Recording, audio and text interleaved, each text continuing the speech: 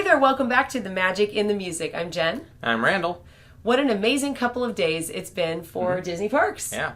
With the 50th anniversary of Walt Disney World, we saw 2 brand new nighttime shows.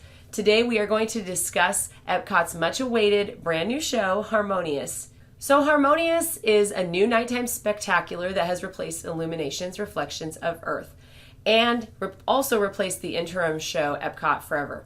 Disney has worked on this show for years and spent considerable time and money developing the new set pieces for it. Many people have complained about the large barges, sometimes referred to as water tacos? I don't know.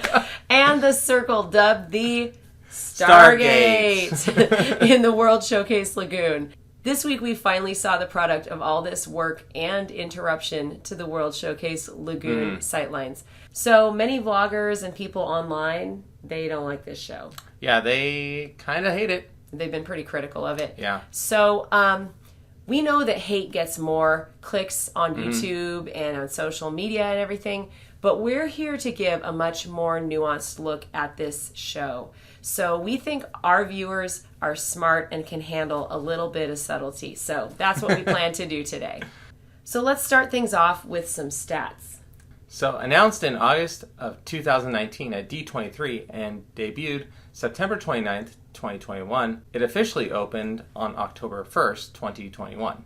So this show uses set pieces with articulated arms that have water fountains, lights, lasers, projectors. We got everything here! That's right. Fireworks integrated into the articulated arms. Yeah. There are also 4 large 2-sided LED screens in the show. And so overall, in the show, you're going to see lasers, projections, fireworks, lights, animation, water curtains, water fans, jets, smart lights, and smart lights. Yeah, I mean, like all the lights lighting up the fountains and all that stuff. Okay.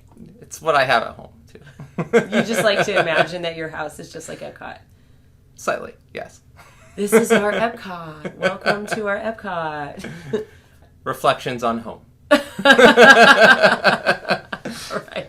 Let's talk for a second about the outline and the structure of the show. There was actually a really great interview that Tim Tracker did with the one of the creative heads on this. So he interviewed Steve Davison, and he's a creative director, the executive creative director of parades and spectaculars. How fun is it to have spectaculars in your job title? Yeah, that'd be great. I mean, it's like, I make spectaculars. Yes, it's part of my job. It's like in my title. Yeah. So anyway, there was this clip that the interview that Tim did, and we're going to actually link the clip in the description so you can go check it out, and we'll take you directly to that spot in the video. But it's very interesting as he describes the thinking and the story kind of behind the show. He tells us that the show is Disney music interpreted by the world rather than just a medley of Disney songs. He said that it was a very deliberate choice not to make it a medley of Disney songs, but instead reflecting different voices from around the world. And he was saying that this is, in fact, how they would interpret these songs. Not just how Disney is thinking they would interpret it, but how those different cultures would interpret these songs and provide kind of some of the graphics as well. So I think that explains some of the visual aspects of it. Yeah, good point. So the world perspective was a really, really important component of the creation of this show.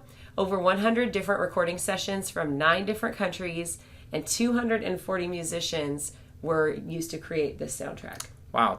So let's take a second and talk about the different chapters or acts in this show. So chapter 1 is Gather, where we hear vocals in the same key from different films mixed together. You have some Moana and Frozen and some different things kind of going together. And then that ends up eventually getting to The Lion King, which is supposed to be the dawn. And they bring up the lights in the different areas of the World Showcase, and that's supposed to represent different people coming from different places, right? Yeah, one thing I really loved about this part, and throughout the entire music as well, is that there were different languages throughout. Oh, yes. So in every piece where it was from a different part of the world, you would also hear singing and languages from that area. Yeah, that was a great point. This is unlike Illuminations, which was just all in English. This had a lot of different voices. And it also had different musical instruments as well, which I really appreciated. That's a good point. Absolutely. So Act 2, or Chapter 2, is entitled Celebrate. And in this one, you get all these different performances, kind of world performances of different Disney songs. And it ends with Princess and the Frog. But during that section, you get Mulan, Hunchback, Coco, Brave, Jungle Book. There are probably more that I'm missing. Yeah, there was a lot of different pieces in this show. Finally, Chapter 3 is entitled Unite. And they wrote a couple of different endings. He says in the interview that there were actually a couple of different ending choices, but this is the one they went with. They used Someday, the song Someday, from the Hunchback of Notre Dame. And it's an inspirational message of unity and collaboration. Yeah. Sounds good to me. It's a message of becoming and striving for something better. And I really, really like that. This song really resonates for us because it's one of the primary messages, of Disney himself, right? Walt Disney. We need to keep moving forward. We need to keep innovating and being better and doing better. And with that comes being more inclusive as well. Yeah, I mean, it's all about there's a great big beautiful tomorrow. And that's basically the song. So I don't know how some people who are like, oh my gosh, I don't understand this last song. It's literally one of the theme songs. Listen to the lyrics. It's right there. It's right there, people. Yeah. The finale to this show uses the song Someday, and I realized that I think part of the issue is a lot of viewers are not familiar with this piece. So it's sung by Esmeralda in The Hunchback of Notre Dame, however you want to pronounce it, musical, but it actually was composed by Alan Menken with lyrics by Stephen Schwartz. Yes, huge, epic, amazing names in the world of musical theater and Disney. But it was actually cut from the film, and it was replaced with God Help the Outcasts. But it was then used as the pop single for the film. So I think this would have been a much stronger choice actually to keep in the film. Yeah, maybe that film would have done better if they helped us. I don't know. Apparently they wanted a little bit quieter song choice and not quite so epic for that moment. But anyway, that's where it came from. So I know some people were thinking were confused even. I saw that online where they thought, oh, this is an original song. And it's like, no, it's actually not an original song. It's a Disney song, and it's been written by some Disney heavy hitters. Yeah. So, this is not just something that they threw in last minute. Though it certainly isn't as well known as a lot of the other songs. Yeah. So Someday didn't end up in the film Hunchback, but the way that we came to know it was actually through a really, really amazing a cappella performance by Voctive. And we're going to actually link that video in the description, so you'll want to check that out as you follow up after this video, because it is a beautiful performance. What are your thoughts on the song Someday? I really love this song. It really speaks to the fact that, we can be better together tomorrow. And, we're not perfect today. We're always in a state of becoming, right?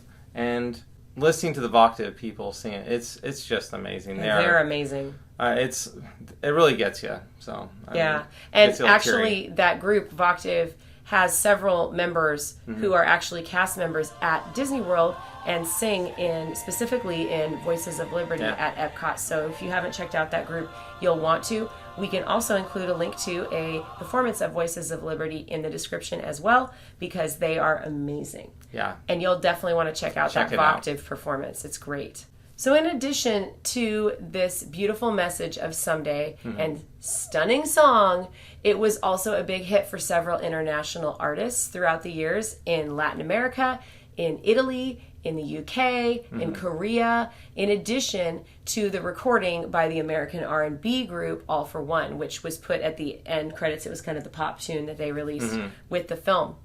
I can't think of a more perfect choice than Someday, honestly. Yeah. It's important to note that when something is new like this, it takes time for people to get to know it. Yeah. And so I think we already knew Someday coming into it, so it packed this huge emotional punch for us when we heard it. It just brought in all these memories and all these feelings. But I think for other people, it's probably going to take them some time to warm up to it. Yeah, I think it's one of these things where, you really have to grow into the song, right? And once you've heard it a couple times and seen the show in person, I'm sure that, it'll trigger the memories, right? Right. And that's when it really gets you in the feels. Yeah, exactly. It takes time to create those core memories, right? Yeah. You got to have them. But, trust us when we say that this is a truly gorgeous piece of music with a really, really beautiful message. So please give this one a chance. Next, we are going to talk about some comparisons to Illuminations. Whew. Yeah. We have seen a lot of reaction online to Harmonious, and some of it's been positive and some of it's been pretty negative. Yeah. So a common criticism that we're hearing is that it's not a worthy replacement to Illuminations. Yeah. And since we love data, we're kind of the data people hounds. for Disney, Yes. We decided to make a few comparisons. Let's start with fireworks. We timed both Illuminations and Harmonious, and here's what we found. Illuminations has 4 minutes and 43 seconds of pyrotechnics in this show, and Harmonious has 8 minutes and 56 seconds of pyrotechnics in the show. Almost 9 minutes. Almost 9 minutes. It's not quite double. It's basically double. It's close to double. It might be a little bit more spread out, and so I think people think there's less of it because they added them here and there and they were putting in fewer. But in some ways I like that better because then you get less smoke. That's true. There isn't a big cloud of smoke all over. Yeah, good point. Well, I have to tell you, I was shocked when I saw the difference because I was hearing this feedback from other people who were complaining and saying there aren't enough fireworks. Not enough fireworks. And it's like, actually, there are way more sections of the show that have fireworks as compared to Illuminations. We thought it was going to be pretty close, to be honest with you, but it wasn't close at all. Yeah. And like you said, the density of the fireworks might be a little bit different. But because the difference is in Harmonious, the fireworks aren't the only visual, whereas in Illuminations, it's like it's most of the visual. Right. It's the majority of the visual. Yeah. So it has to do more heavy lifting in Illuminations for sure. That's for sure. Yeah. Another common criticism that we have seen is that Harmonious is boring. What's that? Sorry. Are you watching Harmonious? Yeah, I was watching Harmonious. So we went back to the old videos of Illuminations because we really do want to be objective about this. And we found that we were surprised to find there were some extended sections of Illuminations that are actually really, really slow. Yeah. There is a section that is 3 minutes and 45 seconds long that is just the globe traveling into place and some images on the globe. Yeah, and nothing else is happening.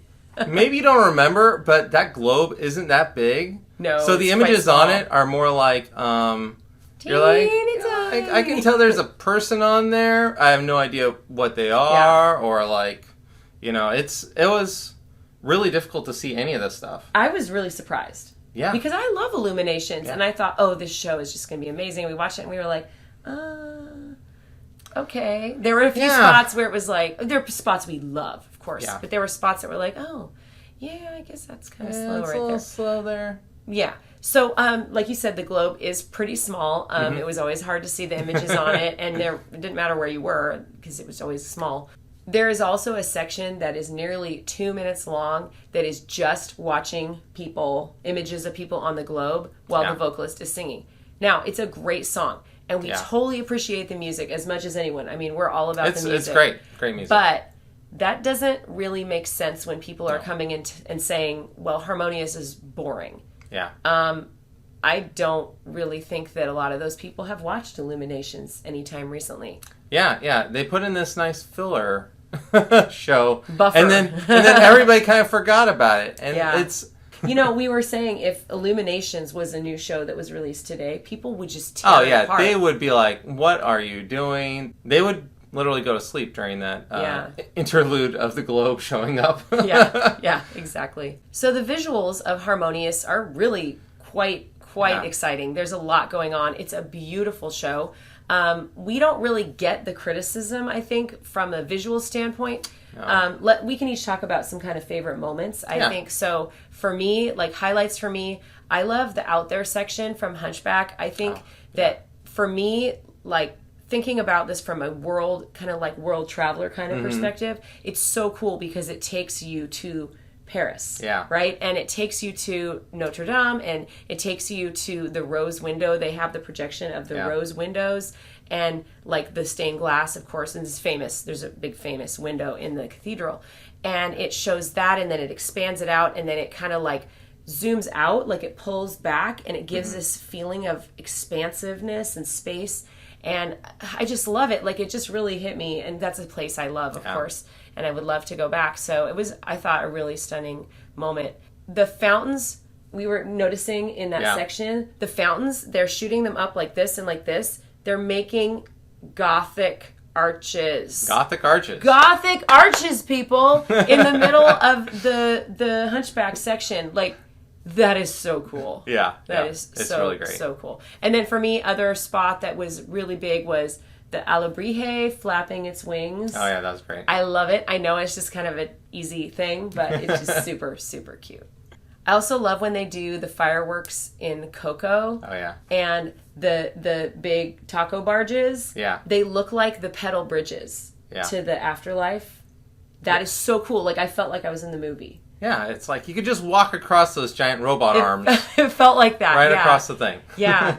And then in the someday sequence, the fireworks, when they go and then they kind of fall down and then they light up like stars. Yeah. And I love how that was like the LED panels had the exact same look. So they matched. Yeah. So like the fireworks fell down, but then it looked like they remained because they were on the LED panels. I also really love how they pull back away from the Earth and you get kind of like this galaxy perspective, and it's so beautiful. And I love that spot. What were some of your favorite moments? So adding on to what she just said, I really loved in that moment in Someday because it really kind of speaks to like Cosmos, right? I love that show. And for me, it's like, oh yeah, we are on this pale blue dot, but you we're mean also a spaceship Earth, yes. And I really loved the part where they had the Hercules moments. And speaking of kind of architectural things too, they had some columns in the Hercules section where there are columns on the barges and stuff, and they're continuing them on with the water effects up above. And it's really cool to see how they took graphics that are on the barges and then translated them also into the movement with the water as well. So I thought that part really spoke to me, and I really think that the Greek singer did a really great job. Or was it Greek Italian? or Italian? It was like an operatic style. Yeah, it was. Yeah, that was some really good singing right there. Yeah. There was a lot of good singing. We'll get to that. All right, next up, the story. Yes, there's not much of a story to this. But again, if you go back and watch Illuminations, for you Illuminations purists, you'll find that there was not much story there either. Yeah. I think sometimes the different chapters gather, celebrate, unite. They kind of have like a breath between them, and some people find that a little bit jarring. I actually did the first time that I watched it, but then we've watched it probably 4 or 5 times now. But I consider them like the different movements of a symphony. So it's actually good. You kind of take a breath between. There's kind of precedent for doing that in a work of art, a work of music. They have some kind of big themes. Illuminations and Harmonious have some really big themes, but just not a lot of specifics. And I feel like they're really kind of in the same vein. So obviously music is a really big deal to us. Yeah. Because we're the magic in the music. That's totally what it's about. It's in the title. I mean, yeah. We both loved the score to Illuminations. Yeah. It's a great orchestral score. It's outstanding. Yeah, so the symphonic score, it borrowed influences from Stravinsky's Rite of Spring in Act 1. And then at the very ending, it's really evocative of the Firebird ending also. So it has this like epic ending to Illuminations. And so of course that really tugs on your heartstrings. Those are famous pieces of music that a lot of people have heard. Even if you don't know that you've heard it, you have. You've heard it, you just don't know. Can't place it. Yeah. So, but these are pieces that I've played before. Yeah. And so, of course, those are really meaningful to me, and you can hear that they are directly, like somebody said, hey, make it sound like the Rite of Spring here. Yeah. Hey, make it sound like the Firebird at the ending. And then they did that. And that's really cool. It is a fantastic score. I can't deny that. There are definitely some elements of it, though, that do sound a little bit outdated. Some of the synth sounds in the middle of Illuminations. Yeah. Woo! 1999 has called and wants its songs back. So as parents of young kids, Illuminations could never really hold their attention for the entire show. they enjoy it, but they can't really sit through the whole thing very well. And I also want to acknowledge the phenomenal performers in this soundtrack. Yeah. They were so good. They really let the singers and the instrumentalists like just show off, not holding them back at all. The audio sounds amazing. It has just the right amount of pitch adjustment, because everything you hear, by the way, has pitch adjustment. If you weren't aware of that, even live things can be pitch corrected. And and it's beautifully mixed, and I was all about the audio mixing. But any thoughts about the music in general? Yeah, I mean, it was really great. I love to have the different voices in the music in Harmonious, you know, and the different musical instruments, you know, bringing those two things into it really took something that we all kind of know and love and shows how everyone can take part in this, and it's not just, you know, just a North American thing, you know. It can be like everyone's. So the score of Harmonious is obviously made up of source material from Disney films. And as a classically trained musician myself, I can appreciate that these are more popular musical styles that are written to be fun. And they're vehicles of storytelling more than being creative, innovative compositions, and that's fine. Just because music can tell a story and resonate with people doesn't invalidate it as art. The more I've learned and studied music, the more inclusive my attitudes have actually become about music. The more I learn, the more I appreciate as a musician. If I've learned anything in recent years, if all of us have learned anything in recent years, it's that we need to be careful not to center our own personal aesthetic or cultural traditions as the metric by which other media is going to be measured. What are your thoughts about, you know, the global reach and the musical score and kind of this global approach to this piece? I just think it's very important for people to understand that a lot of Disney songs are sang everywhere across the world, right? And to have these people singing in their own language these songs that are worldwide known, it really brings us together, because it is something that joins us, right? You know, these things are everywhere, and you know, it's nice to kind of unite people that way. Right, and I think with Illuminations, it didn't really speak to other cultures outside of sort of Western European culture. Look, I'm a classically trained musician. Of course, the symphony is the centerpiece of the kind of playing that we do, but it's not the end-all, be-all of all art music or all art. Yeah. And so I think we have to have open minds, and we have to always kind of be pushing ourselves to see things through different perspectives and not always centering what we see and know as being correct or the best. Yeah. So I want to take a moment to address the diversity and the inclusion in this show, because it's really quite remarkable. As an educator, as a music teacher myself, I see every day in my classroom the power of inclusion. When people see themselves in media, art, music, and theme parks, they feel connected, they feel invested. It's not just good business practice on the part of Disney, it's actually best practice for everybody. However you might feel about Harmonious, it's undeniable that this is a much more inclusive show, with voices in different languages, instruments from different non-Western culture, and stories that are being reflected back through the lens of these cultures. I also felt that there was a moment that spoke to non-binary viewers. In the Mulan section, the imagery shows Mulan juxtaposed with her alter ego Ping on the screens, and then the images are actually blended together, and they both become her. Yeah. And that was a beautiful moment that really stood out to me. I can't imagine what it must feel like for someone who is maybe transgender or non-binary to see that moment, to see something of themselves reflected on screen. I was really, really moved to see that. It's really a great statement by Disney to say, you know, that's them, right? It's just them. Yeah, that was a beautiful message, and the more we can see, everyone can see themselves in that media, the more they're going to be invested in that media. So this was clearly intended to be a show for everyone, I think not just like North American audiences. And for those who criticize recent changes to EPCOT for not aligning with the values of the original concept for the park, I can't think of anything that strives for that utopian, shining future more than a message of inclusion. Yeah.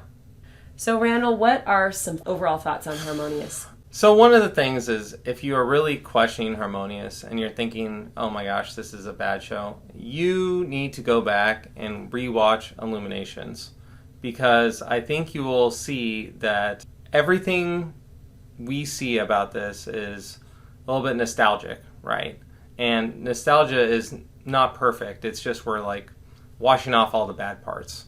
And you need to understand that this is an evolution of this show. And I really think that how they took everything together and brought together, they're sending a new message of really a great, big, beautiful tomorrow.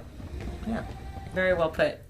I would say give it a few more views. If you aren't sure, you aren't loving Harmonious, definitely go back and watch it. Remember, when things are new, they're unfamiliar to us, and it takes time to kind of adjust and warm up to things, get to know the music. Mm-hmm. I know every time that I've watched it, I've gotten in deeper. Like, I loved it, and we discovered all these fun little details that we didn't see the first time. So for sure, watch it a few times. I would strongly recommend that you watch some different camera angles, because that is actually, that had a huge impact on how we felt about it.